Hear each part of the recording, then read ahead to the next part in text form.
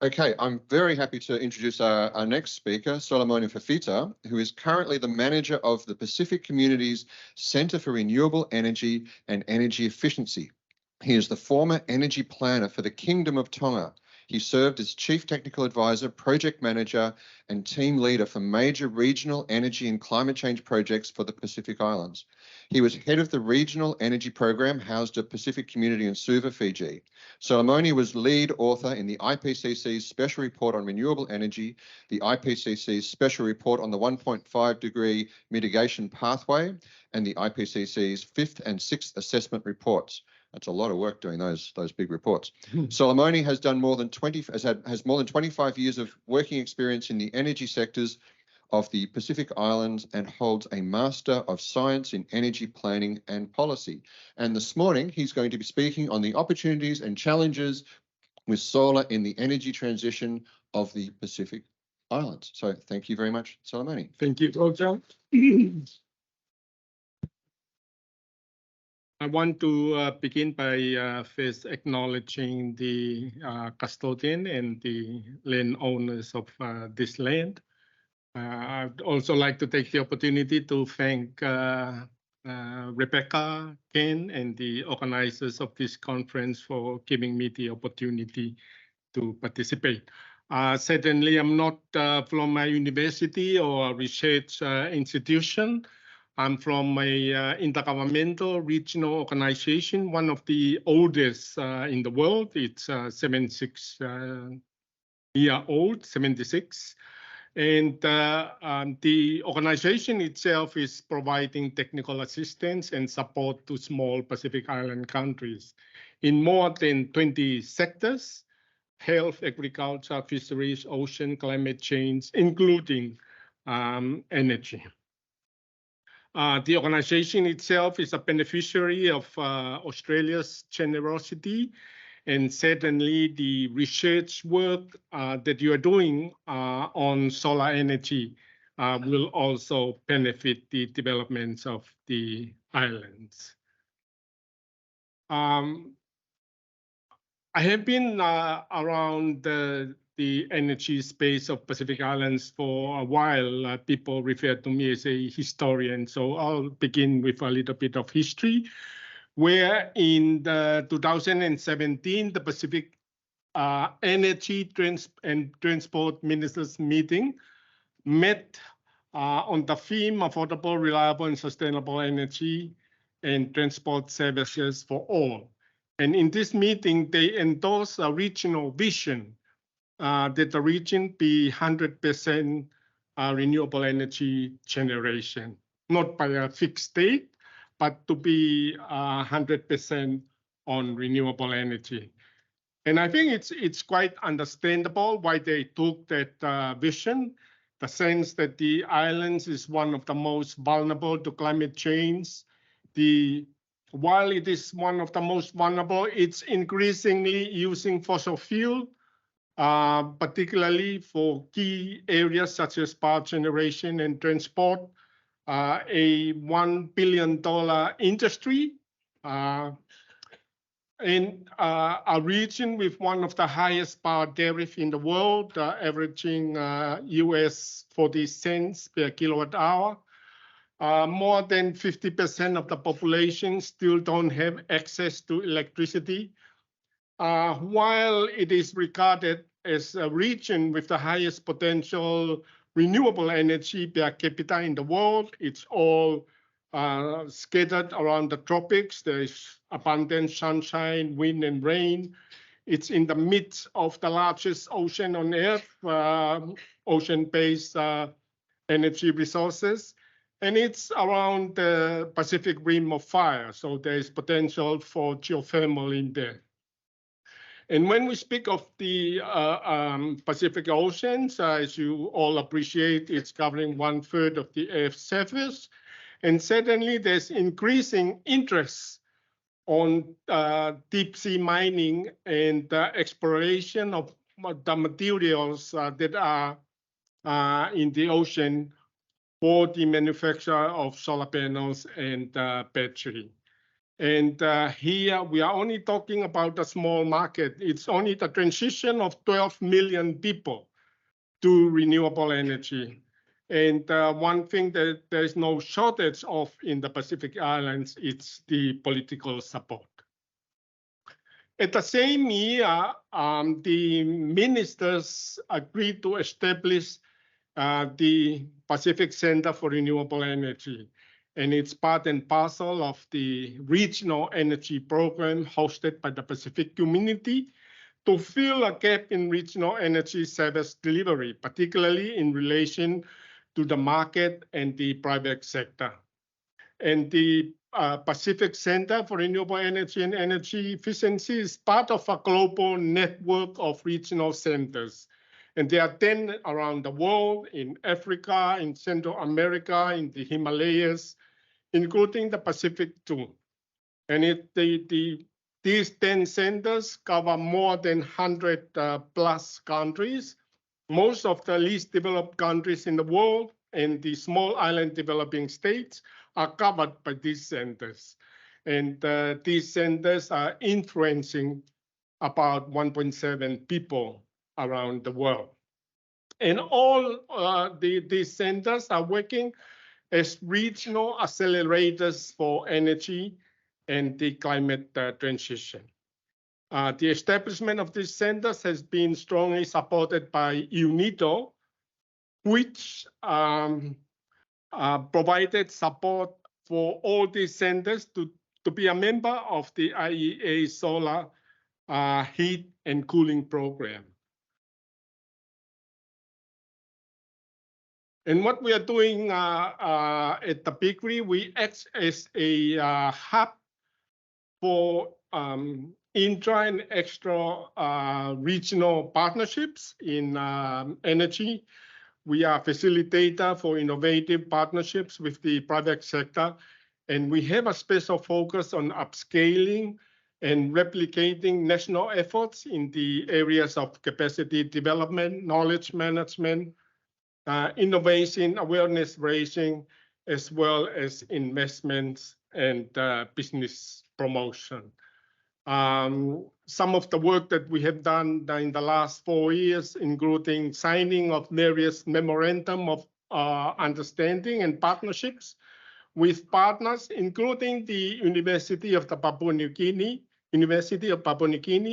which one of its staff was placed at the center for 6 months, as well as the University of the South Pacific, where we supported their postgraduate students with their research work relating to renewable energy. We are also instrumental in the supporting the establishment of national industry associations in Fiji, in Samoa, in Kiribati, Vanuatu, as well as the Sustainable Energy Association of Papua New Guinea, or SIP. The energy regulators play a key role in providing confidence in the energy sector, and in terms of inviting foreign investments in the energy sector of the islands. And we have been able to establish what we call a network of energy regulator. It's the Office of the Pacific Energy Regulators Association. And one of the work that we're doing is the conduct of trainings in various areas, including power purchase agreements, power tariff setting, mini-grids, electric mobility, as well as on minimum energy performance standards and labeling. And we have been conducting numerous sustainable energy investment forums where we bring in countries with their proposals and we bring in investors and financiers, putting them together to discuss win-win partnerships. In terms of the development of renewable energy in the region, the first major introductions was in the 1970s through hydropower in countries, the bigger ones like Papua New Guinea, Samoa, Fiji. Solar was introduced around the 1980s. It was more like a trial and error. We started with rooftop and found that maybe it's better to have it outside under the utility management concept. And with it comes a lot of capacity building. And most of these early projects were mostly donor funded. But at the same time, the power tariff keeps increasing because the islands can't control the price of fuels, and there are more demands from the population to lower the tariff of electricity. And so more recently, we see more and more on-grid installations. And nowadays, you see that in most of the islands, you will find at least 1 megawatt solar farms in there. And it's all aimed at trying to reduce the power tariff. I think one thing that we can note in here, it's the land space that are taken up by these solar installations. And interestingly, in tourism and the private sector, IPPs are coming in and be part of the renewable energy transition.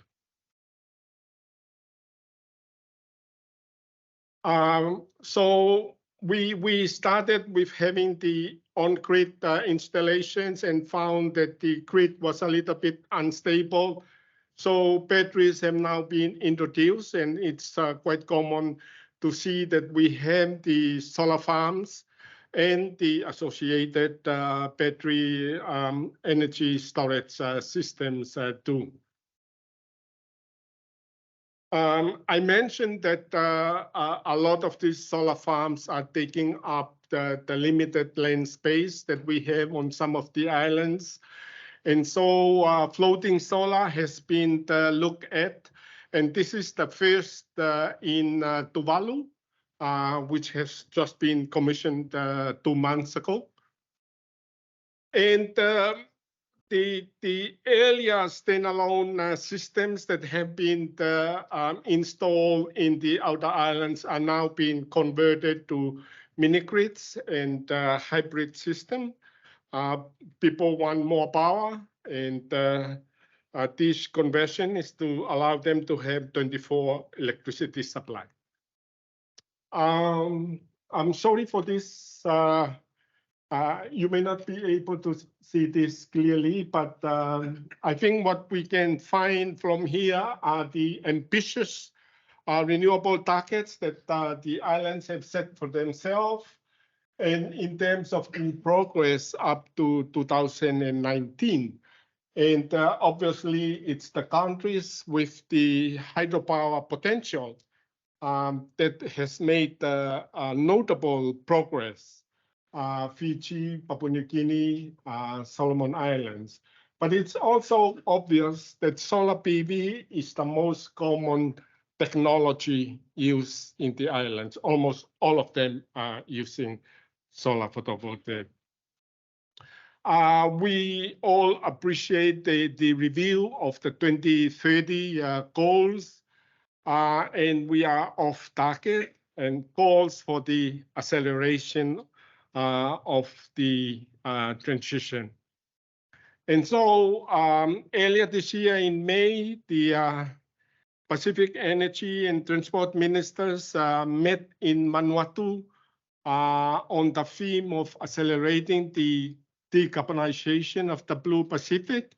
And they agreed to pursue a unified, urgent, strong, and regional position to phase out fossil fuels, acknowledging that the pathway is not immediate, nor one size fits all.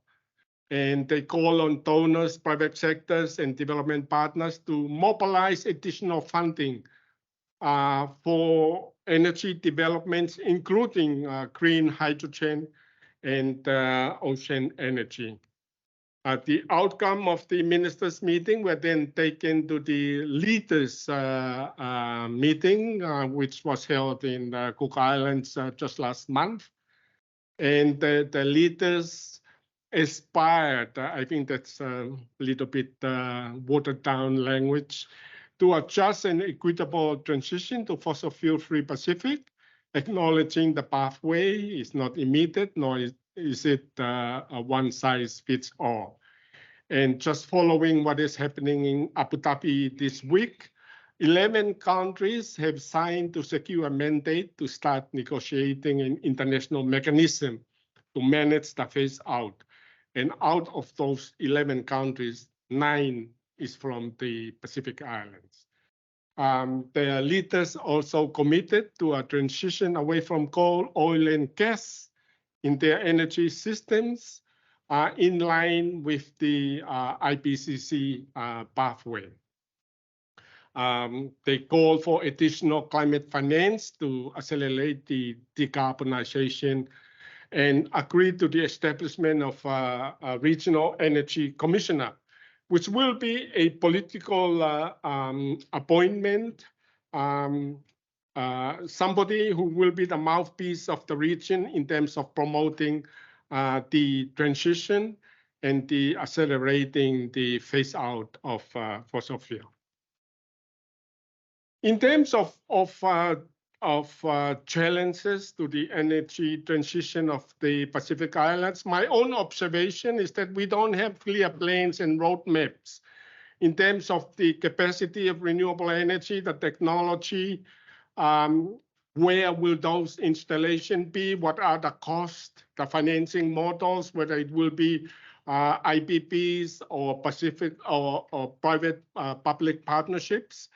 And I'd like to acknowledge what I heard yesterday presented by David Filalahi in terms of the research and the modeling they have done in Indonesia if they are to achieve 100% renewable target. Certainly for the islands, there's a lot of reforms, legislative reforms to take place. I heard yesterday in terms of the Indonesia, their target is a legislated part of their law. And we need reforms in the islands to allow IPPs to operate and to clearly define the role and the independence of regulators. And if we are to introduce electric vehicles, they are not currently covered in the existing legislation. We need the capital, but at the same time, the economy of scale is a barrier, and we need to attract investment. In terms of human resources, training is an ongoing. You lose people, you repeat the training all the time, and we need to institutionalize and use certified and accredited training. And of course, we cannot just focus on renewable energy. We have to look at energy efficiency. Because if you produce more renewables but use it inefficiently, then you're not gaining anything. And what we have in the islands are old and inefficient distribution networks. In terms of the challenges, again, it's the pressure on scarce land. And in terms of looking at the waste management, what will happen with all the waste generated from the renewable energy installations. And the key question here is the tariff. Not so much on the greenhouse gas saved, but in terms that the ultimate end, what is the impact on the tariff? Has it made it more affordable for the people? And in terms of opportunities, I guess it will provide opportunities for job and a skilled workforce. The region can potentially be a player in the supply chains from minerals from the ocean. It will strengthen the position of the islands in the global debate on climate change. and in terms of energy independence, addressing the fuel dependence of power generation and transport together. What are we doing about this in terms of accelerating the transition? This is the electric vehicles, and this is something that we're doing right now in terms of introducing guidelines and standards to safeguard the reputation of the technology and to avoid inferior products at this early stage of introducing the technology. Almost all the islands are engaged in one way or the other with electric mobility.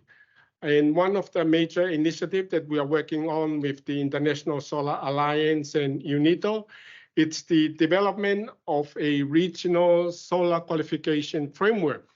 And we're not looking at the 2 or the 1% of students who can get scholarships to study for degrees. We are looking at introducing pathway for the majority of students, whereby at the secondary level, they can pursue a pathway towards higher qualification on sustainable energy and solar energy. Sustainable energy level 1 to level 5, that's the diploma level. And a student can pursue at the secondary level a pathway to get a diploma and from there to higher qualifications. At the same time, we are looking at the quality infrastructure framework where we will adopt the standards for parts and the installations too. And there will be a coherence between the qualifications and the standards and the equipments that will be used in the region. And finally, it's a regional certification scheme. Our electrical contractors are licensed, and we want to introduce the same for solar installers. They need to pass a certain level of qualification and experience before they are licensed to do those installations. And from the PICRI, we'll continue to do what we had set out to do in our business plan in terms of supporting business startup entrepreneurship. We'll support the postgraduate research regarding sustainable energy in the islands and support the productive uses of energy to start businesses for women and youth. Sustainable mobility is an area that we continue to work on. Mini-grids development and ensuring sustainability of these systems is an ongoing area, as well as on energy efficiency.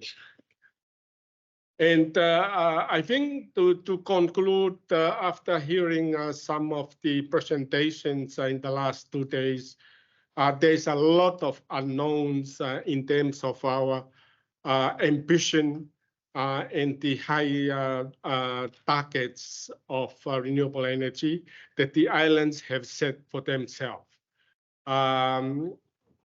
There's a need for detailed research and studies, and particularly to identify the socio-economic impact of those ambitious targets.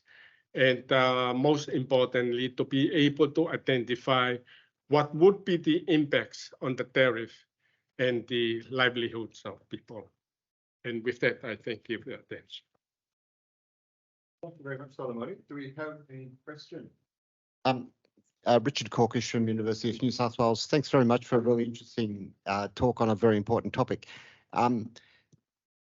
You mentioned earlier in your talk about geothermal energy, which seems to be very underutilized. There's a lot of it, but not much of it is exploited in the Pacific. I'm guessing that's because of the very, very high upfront costs and very high capital cost and exploration costs, low running costs after that, but you would need to get over that big barrier. And probably lack of reliable confident markets into the future that they can sell into. First, am I identifying the right barriers? Are they the barriers? And the second part of the question was, see a path forward to making more use of the resource, that resource. Thanks, Richard. Certainly, you have stated the barriers. I think it's only in Papua New Guinea where geothermal is presently being used. There has been some small-scale studies around the region, but they haven't secured resources to go into some deep drilling assessments to look at the potential and the feasibility of geothermal. But right now, it's only in Papua New Guinea. And I think it's because it's in a mining industry. Yeah. Thank you. While you're thinking on a similar vein, you mentioned you were hoping to see more research into ocean energy. And obviously, when you're on an island, you've got limited resources. And so in general, Australia, when we look at ocean energy, it doesn't prove to be very economically viable. But for a lot of island applications, it may be much more viable. Do you have any insights on what kind of ocean technology or what needs to happen in that space for that to become successful? Yeah, there has been some studies of OPEC around the region. It hasn't been too detailed for decision makers to say, yeah, let's go and invest on that. It's mostly resources assessment, but no detailed feasibility studies yet.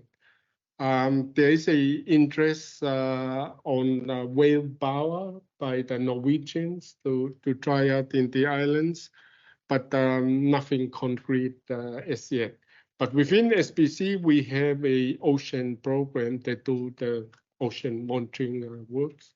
And so it's mostly data collection at this stage. I was wondering the barriers to when you said they think they're not placing the PV, the solar on the rooftops, because it seems like a bit of an analogy. We had the building integrated photovoltaic in more urbanized areas. It seems that the vertical integration of solar is still a bit of an issue because it's very technically challenging.